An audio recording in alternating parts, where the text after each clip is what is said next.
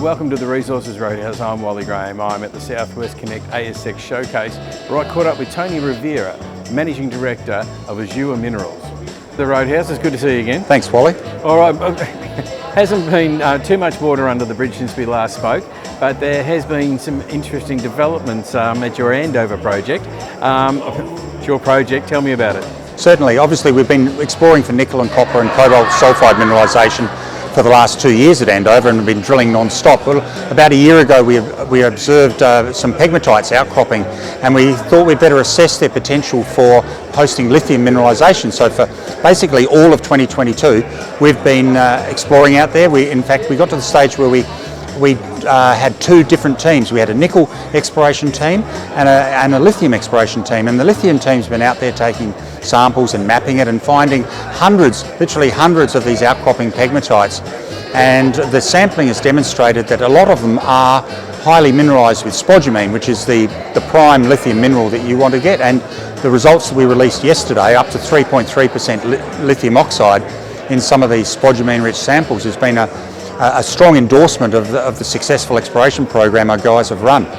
It's sort of like in WA at the moment, if you don't take advantage of a little bit of a hint of lithium, you're not doing your shareholders well, that's right. What you're supposed to be doing. Yeah, that's right. Well, pegmatites are very common across Western Australia. They're almost everywhere, but not all the pegmatites host lithium. So that's why we undertook this exploration program quietly.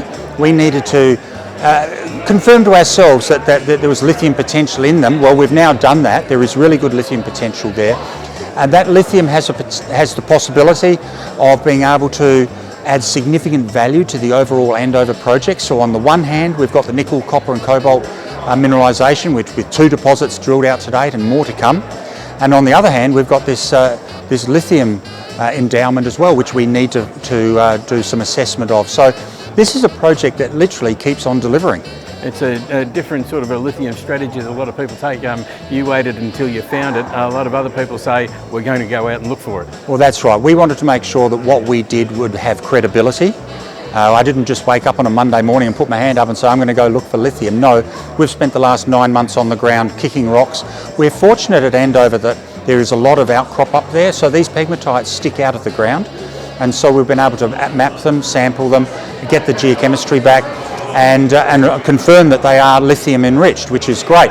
And a bonus from that exploration is our team has also identified more nickel and copper gossans at surface. So it's identified even more targets for our nickel team to assess. So how does that work together in the one project? Okay, you've got what is a nickel project, and now it has the potential to also be a lithium project. So does that turn it into 2 projects, or one that you? Well, obviously it's one project on one piece of ground, but there are 2 different commodity groups that we can look for, and so we thought it would be best to split them into 2 different teams. Now there is some crossover of the geologists swapping from one part of the project to another part of the project, but basically we wanted to give the lithium assessment the credibility and the what you call the importance of it was a project in its own right. So we put that team in place, and they got really enthused, and they've had success, and and life is good for them at the moment.